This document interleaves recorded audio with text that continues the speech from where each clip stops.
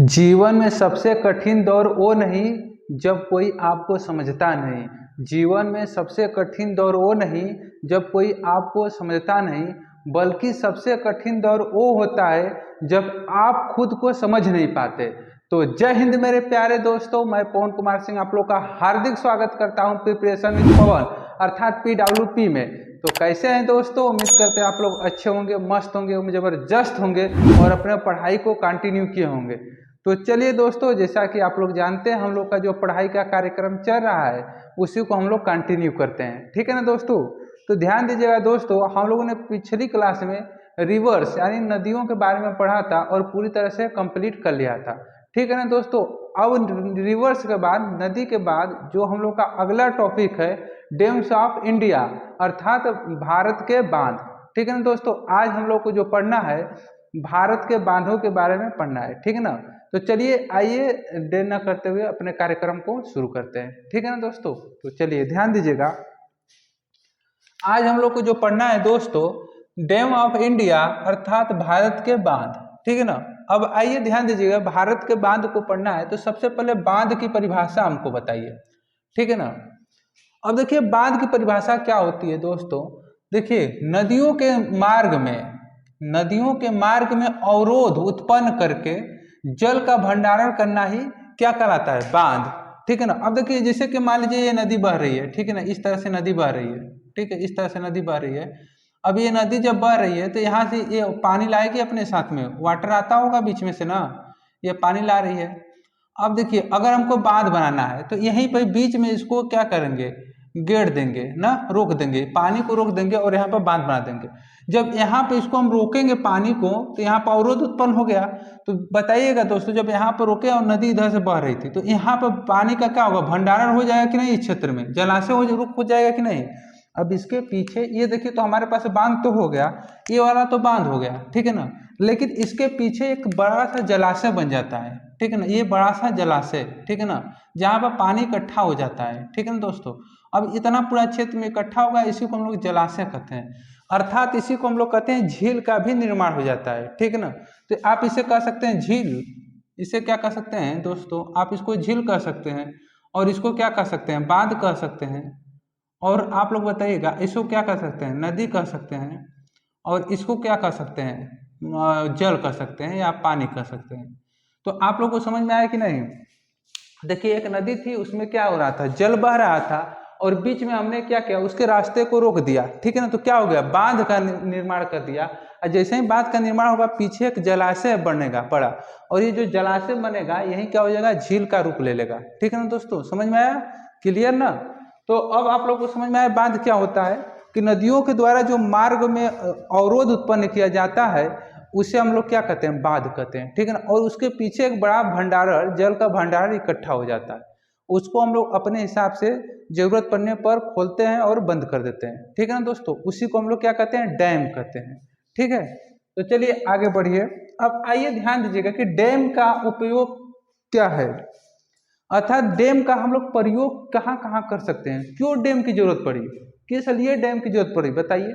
ऐसा तो है नहीं कि फालतू गवर्नमेंट के पास पैसा है कि वो डैम बनाने लगेगी, नहीं ना। तो क्यों जरूरत पड़ी डैम की, आइए देखते हैं।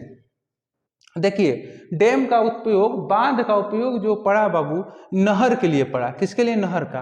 अब जानते हैं आप लोग कि सिंचाई जो होती है किससे होती है, नहर से होती है, ठीक है ना। अब जब सिंचाई की, कृषि के लिए सिंचाई की जरूरत होती है नहर की, तो यहाँ पर से नहर की जरूरत हुई, नहर निकाली जाती है छोटी छोटी करके और ये हर एक क्षेत्र में फैला दी जाती है। नदी तो हर एक क्षेत्र में जा नहीं सकती, तो इसलिए इसको क्या बोलते हैं कि बांध बनाने की जरूरत हुई और फिर उसके बाद सिंचाई के लिए जरूरत पड़ी, ठीक है ना। तो ध्यान दीजिएगा, सिंचाई के लिए भी इसका, कृषि के लिए उपजाऊ मतलब भूमि में जो कृषि होती है उसके लिए, सिंचाई के लिए इसकी आवश्यकता पड़ी, ठीक है ना। और उसके बाद विद्युत उत्पादन में, याद रखिएगा दोस्तों, ये विद्युत उत्पादन में इसकी महत्वपूर्ण भूमिका रहती है, ठीक है ना। अब जहाँ पे ये बांध बना, अब यहाँ पे देखिए ये झील नीचे हो गया, बांध ऊंचाई पे हो गया। अब यहाँ पर क्या हुआ, पानी था, अब यहाँ पे इकट्ठा होगा। अब इसको जब खोलेंगे तो यहाँ पर पानी तेजी से नीचे गिरेगा कि नहीं। तो यहाँ पर टर्बाइन बैठा के, टर्बाइन यहाँ पर बैठा के हम लोग क्या कर सकते हैं, विद्युत उत्पादन कर सकते हैं कि नहीं, कर सकते हैं ना। तो इसलिए इसका क्या करते हैं, सबसे बड़ा बांध का उपयोग होता है विद्युत उत्पादन में, ठीक है ना। और देखिए जब पीछे जलाशय बन गया तो जलाशय में मछली का उत्पादन कर सकते हैं कि नहीं, तो मछलियों का उत्पादन में भी इसका महत्वपूर्ण योगदान होता है, ठीक है दोस्तों। और अन्य चीजों में बहुत सारे होता है, लेकिन ये मुख्य फैक्टर था, ठीक है ना। चलिए तो आइए ध्यान दीजिए अब कि बांध के प्रकार क्या होते हैं, बांध कितने प्रकार का होता है, टाइप्स ऑफ डैम, डैम कितने प्रकार का होता है बताइएगा दोस्तों। देखिए डैम ऐसे में तो 3 प्रकार का होता है, ठीक है ना मुख्यतः, और उन तीनों में से आइए एक एक करके पढ़ लेते हैं। पहला होता है गुरुत्वीय बांध, ठीक है ना, दूसरा होता है रॉक फिल्टर बांध, और तीसरा होता है चापाकार बांध, ठीक है ना दोस्तों। देखिए 3 बांध हुआ हमारे पास, एक था गुरुत्वीय बांध, दूसरा था रॉक फिल्टर बांध, तीसरा है चापाकार बांध। अब याद रखिएगा कि गुरुत्वीय बांध होता क्या है। गुरुत्वीय बांध में देखिए कंक्रीट का प्रयोग किया जाता है, किसका, वो कंक्रीट का। गुरुत्वीय बांध में किसका प्रयोग किया जाता है, कंक्रीट का। कंक्रीट का प्रयोग करके अब बनाया जाता है गुरुत्वीय बांध। और गुरुत्वीय बांध जानते हैं गुरुत्वाकर्षण के नियम पर आधारित होता है, इसलिए इसे हम लोग कहते हैं गुरुत्वीय बांध, ठीक है ना। कंक्रीट का प्रयोग किया जाता है और ये वर्तमान समय में भी सबसे मजबूत बांध है, ठीक है ना। ये सबसे मजबूत बात है। हालांकि इस बांध को बनाने में खर्चा भी बहुत ज्यादा आ जाता है, ठीक है ना दोस्तों। तो खर्चा भी ज्यादा है तो मजबूती भी ज्यादा है, और कह सकते हैं ये कंक्रीट के द्वारा बनाया जाता है, ठीक। चलिए अब इसका एग्जाम्पल जरूरी है, क्या ऐसा बांध बना है भारत में? हाँ दोस्तों बना है, ध्यान दीजिएगा। इसका एग्जाम्पल अगर हम देना चाहें तो हीराकुंड बांध, ठीक है ना। हीराकुंड बांध जो है ये क्या बोलते हैं कि सबसे बड़ा जो बांध है भारत का, हीराकुंड बांध, ये क्या बोलते हैं कि किस कौन सा बांध है, गुरुत्वीय बांध है, ठीक है ना। और इसका अगर एग्जाम्पल हम देना चाहें तो और एग्जाम्पल ले सकते हैं आप लोग कि कोयना बांध, ठीक है ना बाबू, कौन सा, कोयना बांध, कोयना डैम या कोयना बांध। जो कोयना बांध है ये भी क्या है, गुरुत्वीय बांध है, ठीक है ना। अब आइए आगे बढ़ते हैं। अगला जो है हम लोग का 2nd नंबर का बांध वो होता है रॉक फिल्टर्स बांध, ठीक है। रॉक फिल्टर अर्थात रॉक फिल्टर में देखिएगा ये किससे मिलकर बना होता है। रॉक फिल्टर जो होता है, रॉक मतलब मिट्टी से, मिट्टी प्लस आप कह सकते हैं मिट्टी और चट्टान, चट्टान मतलब रॉक, ठीक है ना बाबू, सोल एंड रॉक, ठीक है ना। मिट्टी और चट्टान से मिलकर क्या बना होता है, रॉक फिल्टर बांध, ठीक है ना। और इसका देखिएगा, इसका अगर एग्जाम्पल देना चाहें तो सबसे बढ़िया एग्जाम्पल है इसका, सबसे बढ़िया उदाहरण है टिहरी बांध। कौन सा बाबू, टिहरी बांध, टिहरी बांध, टिहरी बांध सबसे बढ़िया इसका एग्जाम्पल है, किसका, रॉक फिल्टर बांध का। ये मिट्टी और चट्टान से मिलकर बना होता है, ठीक है दोस्तों। फिर ध्यान दीजिएगा अगला जो बांध है उसका नाम है चापाकार बांध। अब चापाकार बांध का मतलब किससे मिलकर बना होता है, देखिए ये बना होता है स्टील से, ये steel plus rock, steel plus rock अर्थात कर सकते हैं कि ये जो होता है लोहा, स्टील मतलब कर सकते हैं जो सरिया होता है, लोहा, और उसके बाद जो चट्टान होती है, इन सबसे मिलकर बना होता है, ठीक है दोस्तों। तो ये कह सकते हैं कि लोहा जो होता है स्टील और उसके बाद चट्टान, ठीक है ना, इन दोनों से मिलकर क्या होता है, ये बना होता है चापाकार बांध। और इसका एग्जाम्पल देना चाहे तो इसका सबसे बढ़िया एग्जाम्पल है इडुक्की बांध, ठीक है ना बाबू। कौन सा बांध, इडुक्की बांध। इसका अगर हम एग्जाम्पल देना चाहें तो आप लोग लिख सकते हैं इडुक्की, इडुक्की बांध। इसका एग्जाम्पल कौन सा बांध था, इडुक्की बांध, ठीक है ना दोस्तों। समझ में आया कि नहीं? तो आप लोग समझे डैम कितने प्रकार का होता है, 3 प्रकार का। पहला था गुरुत्वीय बांध, दूसरा था रॉक फिल्टर बांध, तीसरा था चापाकार बांध, ठीक है ना। और तीनों में से अगर एग्जाम्पल का अगर आप लोगों से पूछ लिया जाए कि बताइए हीराकुंड बांध जो है वो कैसा है, बताइए गुरुत्वीय बांध है, रॉक फिल्टर है, चापाकार है, तो आप लोग क्या बताएंगे, गुरुत्वीय बांध है, ठीक है ना दोस्तों। तो इस तरह भी क्वेश्चन पूछ लिया जाता है एग्जाम में, ठीक। चलिए तो आगे बढ़ते हैं। अब आइए हम लोग जो बांधे हैं भारत में अब उन पर आ जाते हैं, एक एक करके पढ़ना शुरू करते हैं, ठीक है ना दोस्तों। देखिए भारत में बहुत सारे बांधे हैं, ठीक है ना, यानी बहुत सारे डैम है, उनको हम एक एक करके पढ़ना शुरू करते हैं दोस्तों, ठीक है ना। आइए पहला हम लोग को पढ़ेंगे अभी टिहरी बांध, ठीक है ना। टिहरी बांध में देखिएगा, टिहरी बांध ये कहाँ स्थित है, उत्तराखंड में। कहाँ स्थित है बाबू, उत्तराखंड में। और इसकी जो ऊंचाई है, टिहरी बांध कहाँ स्थित है, उत्तराखंड में, उत्तराखंड में। और इसकी ऊंचाई कितनी है, 261 मीटर। उत्तराखंड में 261 मीटर ये ऊंचा बांध बना है, ठीक है दोस्तों।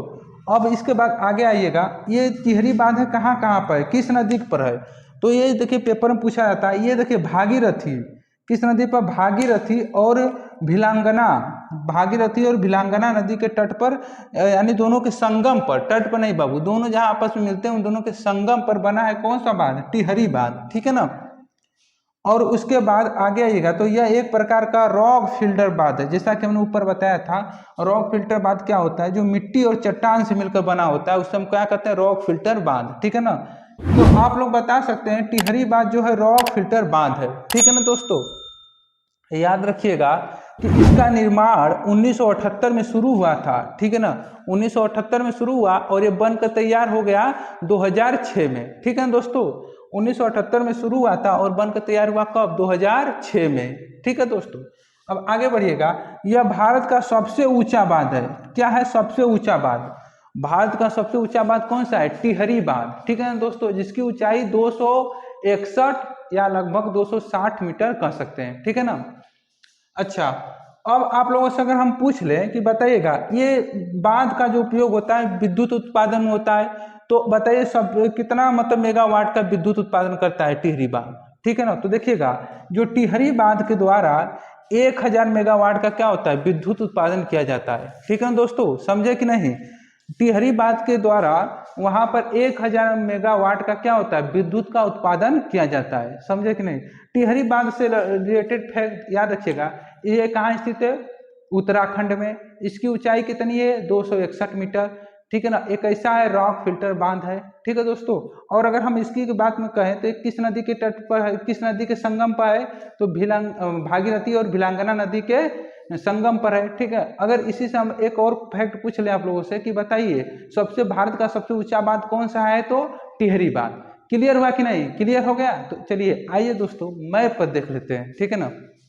देखिए ये हमारा प्यारा भारत है, और प्यारे भारत में दोस्तों याद रखिएगा ये हम यहाँ पर हमारे पास उत्तराखंड पड़ता है, और यहाँ से देखिए आप लोग जानते हैं यहाँ से निकलती है कौन सी नदी, भागीरथी नदी। आप लोग जानते हैं ना यहाँ से कौन सी नदी निकलती है, इस तरह से आई कौन सी नदी बाबू, भागीरथी। ये नदी का नाम क्या होती है, भागीरथी। और इसी भागीरथी, और यहाँ पर थोड़ा सा ऊपर कर देते हैं, ठीक है, भागीरथी नदी, और यहाँ से एक नदी निकलती है जिसका नाम होता है भिलंगना। इस नदी का नाम क्या है बाबू, ये भागीरथी नीचे आ जाती है, इसका नाम है क्या, भिलांगना, भिलांगना। भागीरथी और भिलांगना इन दोनों नदियों के जहाँ पे ये संगम हुआ था यहाँ पर, ठीक है ना, यहीं पर बना था कौन सा, टिहरी बांध, टिहरी बांध। तो आप लोगों को समझ में आया टिहरी बांध कहाँ है। देखिए ये भागीरथी और यहाँ पर टिहरी, भागीरथी और भिलांगना नदी का जहाँ संगम हुआ वहीं पर टिहरी बांध बना। याद रखिएगा, आप लोग को याद होगा तो याद होगा, ये भागीरथी नदी आगे बढ़ती है और यहाँ ऊपर से आती है अलकनंदा, यहाँ पर मिलती है, यहाँ पर होता है देवप्रयाग, ठीक है ना दोस्तों। फिर उसी के बाद ये आगे बढ़ जाती है इस तरह, फिर यहाँ पर इसकी दो धाराएं बच जाती है, एक हुगली में चली जाती है, एक उधर चली जाती है कहाँ पर, वेस्ट बंगाल में, ठीक है ना। जो पश्चिम बंगाल में जाती है इसका नाम होता है हुगली, ठीक है ना दोस्तों। इस नदी का नाम क्या हो गया, गंगा नदी, इसका नाम क्या हो गया, गंगा नदी, ठीक है। अब दोस्तों याद रखिएगा, अब यहाँ पे एक चीज और रखिएगा, यहाँ पे देखिएगा, अब जो अगला हम लोग को जो डैम पढ़ना है रिहंद बांध, ठीक है ना, रिहंद बांध। देखिए अब रिहंद बांध पढ़ेंगे, लेकिन याद रखिएगा रिहंद बांध पढ़ने से यहाँ पर एक अमरकंटक पड़ता है जगह, एमपी में एक जगह पड़ता है जिसका नाम है अमरकंटक, ठीक है। और इसी अमरकंटक से एक नदी निकलती है इस दिशा में चल जाती है जिसका नाम होता है सोन नदी। इसका नाम क्या होता है अबू, सोन नदी। इसका नाम क्या होता है बताइएगा, सोन नदी, सोन नदी। और इसी अमरकंटक से एक इसके विपरीत दिशा में आकर गुजरात में आकर बह जाती है, इस नदी का नाम होता है नर्मदा नदी। इस नदी का नाम क्या होता है अबू, नर्मदा नदी। आप लोगों ने नदी को बढ़िया से पढ़ा है ना, तो यहाँ पर हो गया सोन नदी और यहाँ पर हो गया नर्मदा नदी, ठीक है। और सोन की ही सहायक एक नदी है, यहाँ पर इस तरह से आती है, ठीक है ना, यहाँ से निकल कर इस तरह आके यहाँ पर मिल जाती है, और इसका नाम होता है रिहंद नदी। इसका नाम क्या होता है अबू, रिहंद नदी। इसका नाम क्या होता है, रिहंद नदी। सोन की ही सहायक नदी है कौन सी, रिहंद नदी। और यहाँ पर आके मिल जाती है कहाँ पर, सोनभद्र में। कहाँ पर मिलती है बाबू, इस जगह का नाम क्या है, सोनभद्र। इस जगह का नाम क्या है, सोनभद्र। और ये जैसे ही सोनभद्र में मिली, यहीं पर एक बनाया गया है डैम, ठीक है ना। रिहंद नदी और सोन नदी के संगम पर तट पर कौन सा डैम बनाया गया है, रिहंद डैम, ठीक है ना। तो आइए इसी को हम लोग को पढ़ना है। तो आइए दूसरा जो डैम हम लोग को पढ़ना है दोस्तों, उसका नाम है रिहंद बांध, ठीक है। और रिहंद बांध कहाँ पर है, कहाँ पर बना है बाबू, सोनभद्र यूपी में, ठीक है ना। कहाँ पर, सोनभद्र यूपी में, ठीक है। चलिए आगे बढ़िएगा। रिहंद की सहायक नदी सोनपरिया स्थित है, ठीक है ना। रिहंद की सहायक नदी सोनपरिया स्थित है, जैसा कि आप लोग मैप में देख सकते हैं। ये सोन नदी बह रही है, यहाँ पर जाकर गंगा में मिलती है। और ये गंगा में कहाँ पर मिलती है, पटना में, ठीक है ना दोस्तों। गंगा में कहाँ पर मिलती है, पटना में, ठीक है ना। याद रखिएगा, गंगा की सहायक नदी है सोन, और सोन की सहायक नदी है कौन, रिहंद, ठीक है ना दोस्तों। तो इसी रिहंद नदी पर ही बना है कौन, रिहंद डैम, ठीक। अब इसकी ऊंचाई कर दिया जाए तो 91 मीटर है। कितना है, 91 मीटर, ठीक है दोस्तों। इसकी ऊंचाई कितना है, 91 मीटर, ठीक है। अब सबसे मुख्य और इम्पोर्टेंट बात याद रखिएगा कि गोविंद वल्लभ पंत झील इसी पर निर्माण हुआ है, ठीक है ना। गोविंद वल्लभ पंत झील का निर्माण इसी नदी पर किया गया है। किस नदी पर, रिहंद नदी पर, ठीक है ना। तो गोविंद वल्लभ पंत झील का निर्माण कहाँ पर हुआ है, रिहंद नदी पर, जो कि भारत की सबसे बड़ी कृत्रिम झील है। कि क्या है बाबू, भारत की सबसे बड़ी कृत्रिम झील है, समझ आया कि नहीं। अब देखिए आप लोग ध्यान दीजिएगा, यहाँ पर देखिए, यहाँ पर मान लीजिए नदी बह रही थी, तो इसके पीछे ही झील बह रहा था ना बाबू, जलाशय को ही तो झील कहते हैं, समझ आया कि नहीं। तो देखिए जो इसका रिहंद बांध का जो पानी है, मतलब जल है, ठीक है ना, उसके पीछे क्या बोलते हैं, कि क्या बोलते हैं, जो जलाशय इकट्ठा हुआ वहीं पर एक झील का निर्माण हुआ, जिसका नाम है गोविंद वल्लभ पंत झील, ठीक है ना। अब इसी गोविंद वल्लभ पंत झील पर क्या है, भारत की सबसे बड़ी कृत्रिम झील का निर्माण हुआ है, ठीक है ना दोस्तों। समझ में आया कि नहीं, भारत की सबसे बड़ी कृत्रिम झील का निर्माण कहाँ पर हुआ है, बताइएगा, कहाँ पर हुआ है, रिहंद बांध पर, ठीक है ना। अच्छा, एक चीज याद रखिएगा कि अब ये कितने मेगावाट का बिजली उत्पन्न करती है, क्योंकि देखिएगा आप जानते हैं बांध का उपयोग मैक्सिमम टाइम क्या होते हैं कि विद्युत उत्पादन के लिए ही ज़्यादातर उपयोग होता है, ठीक है ना। तो बताइएगा जब ये कितने मेगावाट का बिजली उत्पन्न करेगा, बताइएगा 300 मेगावाट का, ठीक है ना। जो हम लोग का रिहंद बांध है वहाँ पर कितना मेगावाट का बिजली उत्पन्न होता है, 300 मेगावाट का बिजली क्या करता है, हम लोग को देता है, प्रदान करता है, ठीक है ना दोस्तों। तो आप लोगों को ये क्या रिहंद सागर बांध से संबंधित फैक्ट जो था समझ में आया कि नहीं। देखिए फिर से रिवीजन करा देते हैं।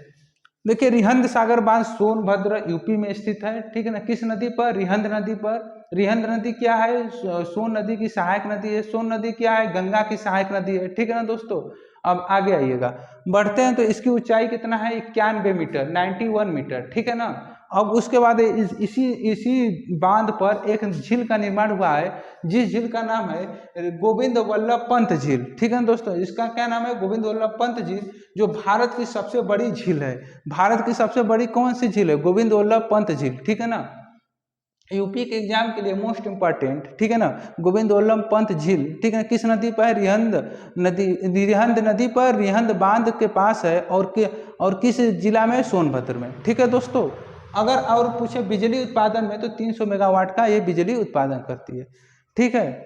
तो उम्मीद करते हैं कि आज का जो है 2 बांध हमने पढ़ाया था, एक टिहरी बांध और रिहंद बांध, और डैम क्या होता है और डैम के प्रकार, ठीक है दोस्तों, समझ में आया होगा। तो समझ में आया होगा तो कमेंट बॉक्स में जरूर बताइएगा दोस्तों। आज के लिए इतना ही, धन्यवाद, थैंक यू सो मच। फिर मिलेंगे नेक्स्ट वीडियो में, ठीक है ना। Love you all.